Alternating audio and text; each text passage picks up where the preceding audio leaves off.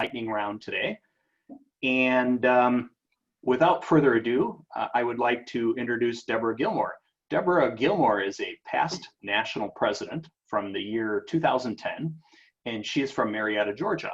And she's going to talk about a very important topic, which is diversity, equity, and inclusion. So without further ado, Deborah, take it away, and thank you. Hi, good morning, everyone. I can't see your faces, but I can see the numbers and that you're there. And I'm so happy that you did attend. We have 20 minutes to go. I want to remind you that this session is going to be started on time and we will end on time and within the next 30 minutes. And you are to log into your next session. And I'll try to remind you that after this one is over. So let's get started so we don't waste too much time. This is on diversity, equity, and inclusion. And first was given as diversity. We were supposed to have diversity and inclusion, but I did insert the equity there. It seems like there's a lot of tension since the Floyd incident happened, that now more and more corporations, associations, and are looking at their population that services their businesses or are part of their membership, volunteer membership. So this is nothing new, and there are many, many companies and organizations like NAR, as Women's Council Realtors, also that have had statements related to diversity. You have a statement of diversity, and I'm not going to ask you, but I'll ask you later where you can find your statement. It's in your core values, and in your mission statement, there is a statement relative to diversity. So this is what is happening, and being a global, we're global now, involved with all countries around the world. And being that, we have to look at America is a melting pot of people, and now people are looking at how they are having their leaders, what their leadership line looks like, who is going for the team, the administrative team of their organizations. So this is very important. So let's look at the outline very quickly. Why diversity? We just went over some of that, and we'll go through some of the benefits. Equity, the meaning and with diversity, the meaning of equity with diversity and inclusion. And we also have inclusion. If you have no inclusion, you can destroy your diversity, all your diversity efforts. And then there's implicit bias. We have this short discussion on that, how that can cloud your decisions about people. And also some ideas toward network actions to work toward more diversity and equity and inclusion in their networks. If you have any questions, go and put them in the chat box. We have about 10 minutes for review before when I finish this PowerPoint here, that we can go over some of your questions. I found a quote here. It says, diversity is like being invited to the party. And inclusion means it's like being asked to dance. Sometimes we can have one and we don't have the other. More likely we may have some diversity, and some people feel like they're not being really asked to dance at their association. And we identify or define diversity as any association, organization, corporation is defined as having a variety of people involved and participating in the workspaces and this can be related to culture or natural origin, the age or the gender, the sexual orientation, disability, the marital status. It sounds like something related to fair housing, but it's pretty much like that, and shared professional purpose. And then we also understand that each individual is unique. That's what diversity means, and that we recognize our individual differences. When you look at your network and look at the composition of the members in your network, you need to look who is attending. I'm also seeing as a change that I call reverse diversity, and I'll talk about that just a little bit later. But must look at when you start out your year 2020, or before that time, look at the composition of your membership and who is there, and do they meet any of the previous things we looked at, culture or the age. You have people that have different things, of different ages doing things, gender, the sexual orientation and disability. And we've had in our network of COB, we've had a young lady there for years, and she had polio as a young child, and she gets around better than I can, I believe, right now. But I'm so happy that she's been involved, and I'm so happy when I see her. And she's dynamic professional in business real estate also. I can't believe the young lady shows property also, and has do as much work as she always has done. And also the shared purpose. So we looked at that. When you look at diversity, look at who is in your membership, and understand that everybody is unique. And I think sometimes I want to say this, that there is a fear of people have when they're in an organization or corporation, especially in leadership, of going to somebody of a different culture, especially or race. I don't understand it, because some of these same people will go to the countries that some of these people have origins from, or some ethnicity from, and enjoy the culture, the food, the livelihood, and the same people, when they're here and they want to be part of an organization, have difficulty being accepted into the organization in leadership roles, that if they desire to do that. And I want to also say here, not everybody that is a member wants to be in certain leadership roles, but they want to be valued as a member of the organization, and also recognize their time is spent and their dedication. So looking at that, again, diversity is like being invited to the party. And I did mention here before that Women's Council Realtors reference diversity can be found in the long-term goals of your strategic plan and the core values under opportunity.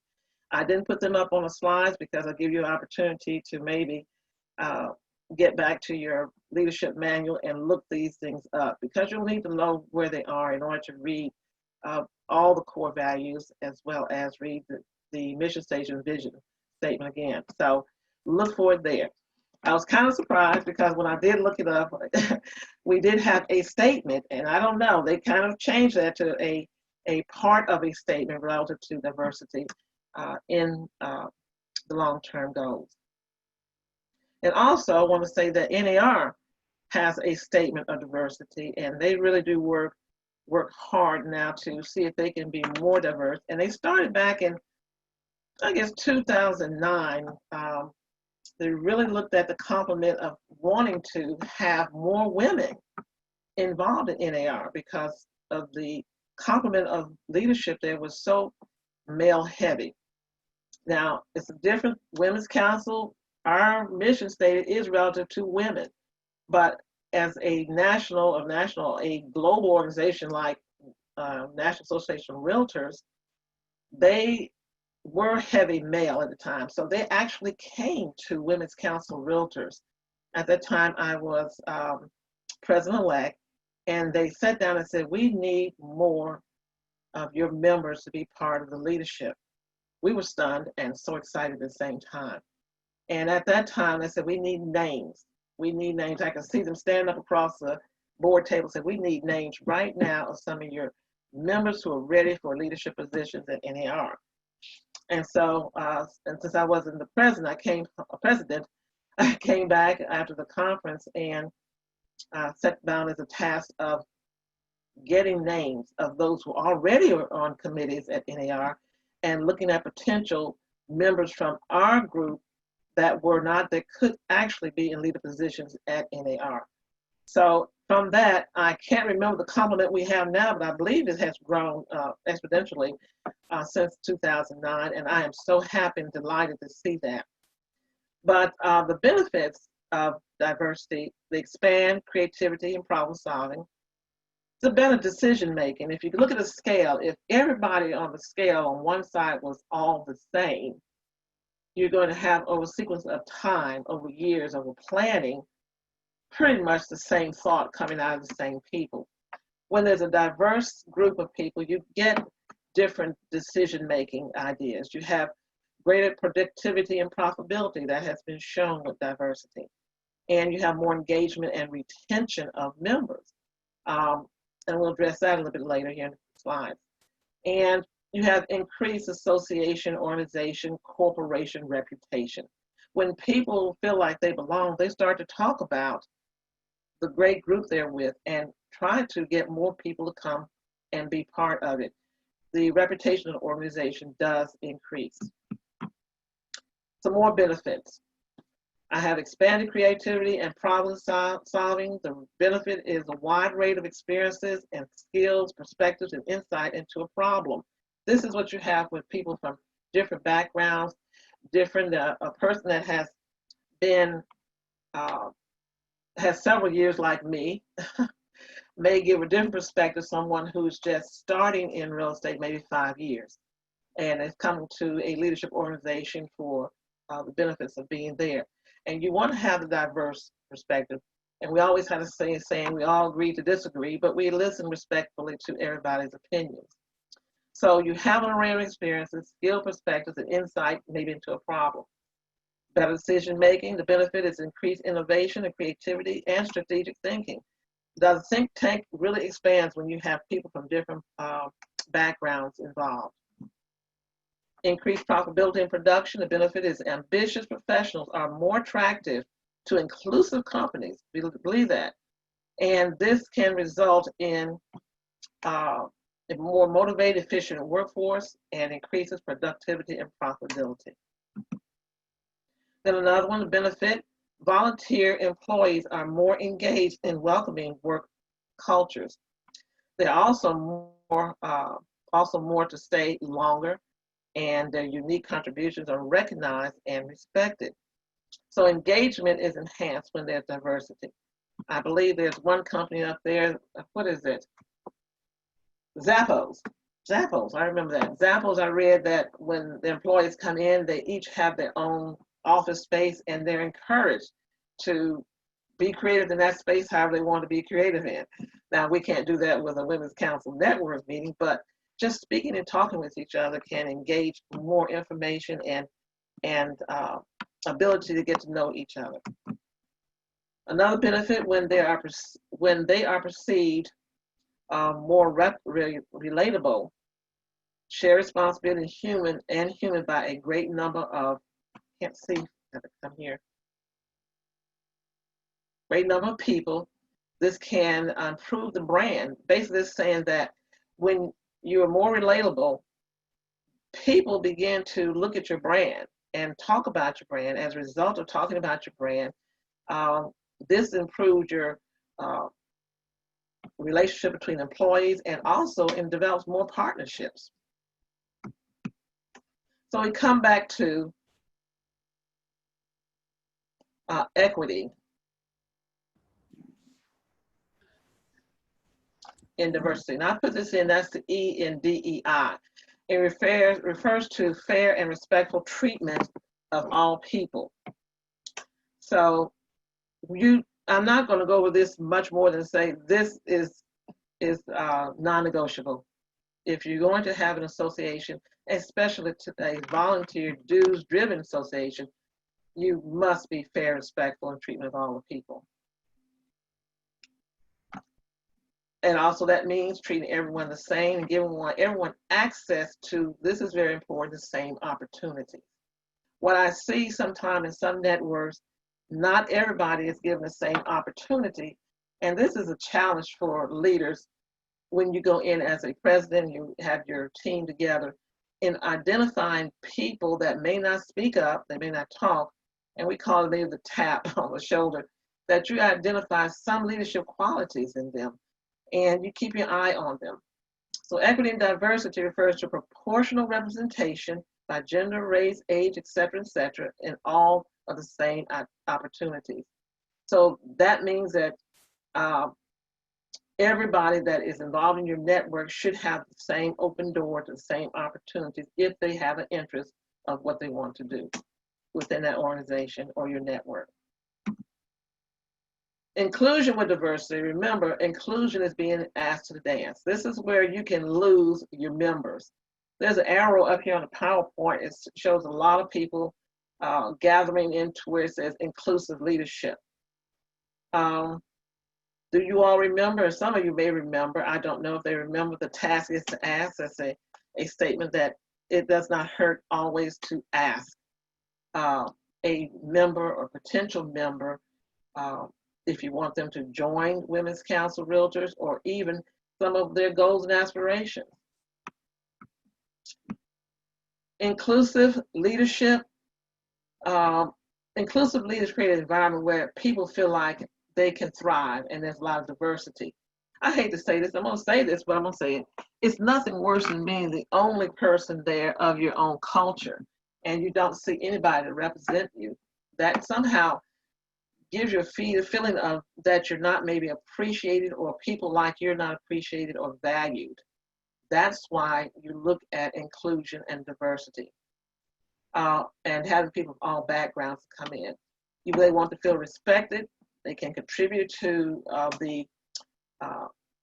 contribute their thoughts and talents, and perspectives, and are given fair access to meaningful opportunities while they're there. Diversity with inclusion are critical elements in digital leaders, recruitment, and retention. You can get people excited about being with you in your network. And if they do not have the question of value, if don't feel valued, they will start moving away from your network, meaning that they just don't feel that they belong or there's any place for them to move or grow. So value is very important. We always talk about what the Women's Council has as value. Just looking at these three things, the diversity, equity, inclusion, are great values. People like to feel that there was a group that accepts them as they are and will value them as they are as individuals. In this diagram I put here, just so you can see, the inclusion brings people in and to your organization start gathering, and then the lack of inclusion will affect your retention. People start moving out. Bias, implicit bias not expressed, or it can be unconscious, it's automatic. Get really real with this. We all have some biases, and it's how we are able to monitor and control those biases and know that they're not welcome when you're having diversity and inclusive environments. They're just not. We have biases around regard to people of age and their religion and the income, but when you're getting together a group and you're coming toward the mission and goals of the organization that you're striving for as a group, you have to let go of some of the biases that you have. And after you do so much, they do go away. A bias is defined as a prejudice in favor or against one thing, person, or group compared with another usual. In a way, it's considered to be unfair. So there now, I'll invite you to go to nar.realtor and look at the relative to fair housing, look at the video they have on implicit bias. Sometimes we do it and we don't even know we're doing it. For your network, these are some ideas that may come up in some of your discussion or questions about what you can do. It's a practice. You have to practice inclusive leadership, valuing everybody that's there, and promote it. Then you want to increase your knowledge about different groups of people, different cultures, even related to seniors.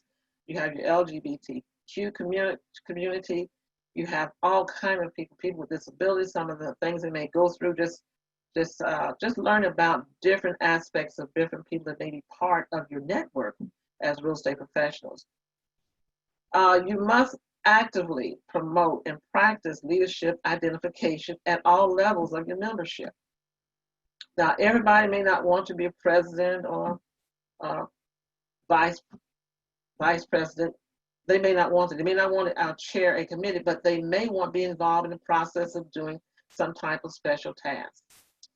You must look at every year, and this is the time that most networks are doing, evaluate the balance of the diversity of your networks, your nominating candidate selection, and your interview process.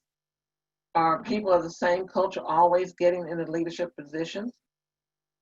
That is noticed, and now more than ever, people are challenging, if they're, especially in a dues-driven organization, what about me? What about this group of people? What happens that we see the same people in the same leadership positions all the time?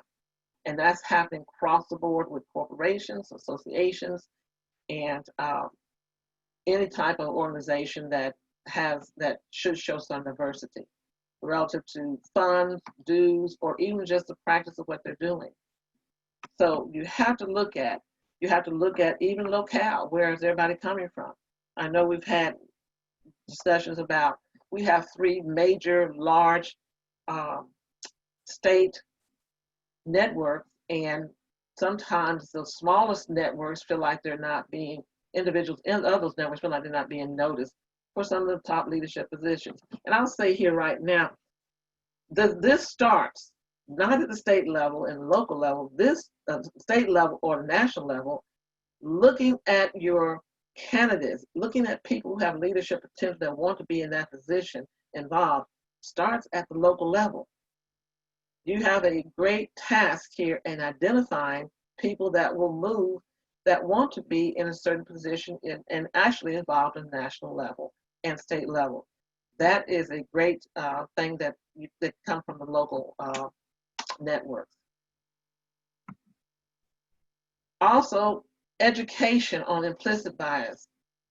Education, as much as possible, can be a network meeting.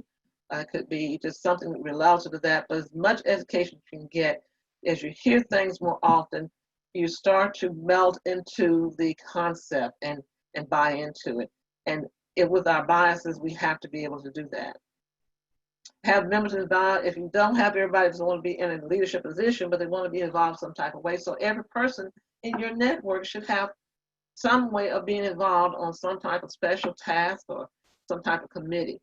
Whether they are fully engaged or not, they should be given an opportunity to do that. And maybe sometimes it's good to assign them. So I value your expertise in technology, and we need you really on this area of special tasks. So acknowledge their what appears to be some of their strong points, and see if you can get everybody to come in that comes into your network as a member, engage some type of way, buy into that. Another thing, we've had so much virtual interaction. One thing I do miss about this, even though I love Zooming, I do miss seeing people and giving them big old hugs, okay? So we can't do this much right now with COVID. So what I'm thinking that we're going to evolve back to personal invitations at some point in time, either by Zoom, where we can go to a lunch and sit down. You can sit down and personally talk to someone who is seeking membership, or you would like to become a member of your network, discuss the benefits and the value of the council. How am I doing, Olivia? Doing okay? Okay. Want to personally invite, again, one-to-one conversation regarding maybe their goals, aspirations. Someone took me aside, 2 people took me aside. I was so shocked. I was at a national meeting and just sat me down. I had my little glass of wine, and they said, well, what are you going to do? I said, what am I going to do about what? What do you want to do? I knew what I wanted to do, but I wasn't sure. So I went on with them, and I felt good that they recognized that I had something in me that may need to be expressed by me to come to reality. I need to do something, move forward. So you want to have these one-to-one conversations and choose and look again at your population, that you're getting a diverse group of people to do this with. There are organizations that NAR recognized, and there's NAREB, the Realtors, is formed in 1947, is the largest, and it's National Association of Real Estate Brokers, formed out of Chicago. You have AREA, the Asian Real Estate Association. I believe they started in San Francisco. Probably, I might not be correct on the location, but they had a beautiful video on YouTube if you have a chance to go and look at their video on how the association started. Then you have NAREP, the National Association of Hispanic Real Estate Professionals. And then you have NAREP, the National Association of Gay and Lesbian Real Estate Professionals. These are 4 stated associations that you can collaborate with. Visit them, have them come visit you. And they also will have members that want to be, we have some members from each one of these groups that are members of Women's Council now. So that is one way to look at diversity and tell them that we value their expertise and want to know if they would be interested in becoming members of this council, the Leadership Council. Well, inclusive leader empowers, inspires others, and leads change and communicates a shared vision. And remember, the decisions to promote and maintain diversity, equity, inclusion, it starts at top. If you are the president, everybody will follow your lead. If you have your mouth turned down about a certain group of people, or the religion they are, or how someone looks, your team will start picking up those vibes. And some may not like it, and some may just stay quiet, engage in it. But remember, you are the model if you are going to be president and lead your network that everybody will follow. Let's see if any questions. Do we have time for any questions? Hi, good morning, Deborah. It's Lily Snedger from Ohio. How are you? Fine, Lisa. Thank you for your session. I have a question for you. We're actively working on making sure our board is more diverse. Yes. And you had, in your one of your sections or comments, you had mentioned, you know, what if you're the only person who looks different than the group? Yes. Yes. So, you know, I had a thought on, doing, more committees, even putting together an actual diversity committee, maybe a standing committee, something along those lines. Mm-hmm. But I want to be mindful of not, we value people for humans. Yes. And I want to be mindful of that. And I want to make sure that my approach is taken with the intent that it's meant to be taken. Yes. I think what will not be wrong, again, it starts with the lead, and you're welcoming someone that not many people are in that culture. For instance, I'll give you an example. I'm in my office, about 80 Asians, and I'm the only Black person in there I see at sales meeting. Feels funny. I've been there since 1996, and there were more Black agents there, and they all left. And they left for a reason. They didn't feel valued. They didn't feel there was anything there for them. And I'm just stubborn that way. I just stayed. But I just will not be beat down by that. And so, and also how I was raised. I have no problem with people from where they come, and so that doesn't get to me. But it just worries me that the people that hire agents, especially brokers, or have them come in, do not look at the complement of diversity. I can get very excited about my company if I saw more people excited about being there. So therefore, if you're going to have a diversity committee, they need to know what to do and how to do it with all the subtlety they can do it with, and just be point blank. We'd like to invite you to come. We had a young lady in our state association meeting, DEI meeting, and she's Hispanic. Dynamic agent, years experience, been state president of NAR, and just dynamic.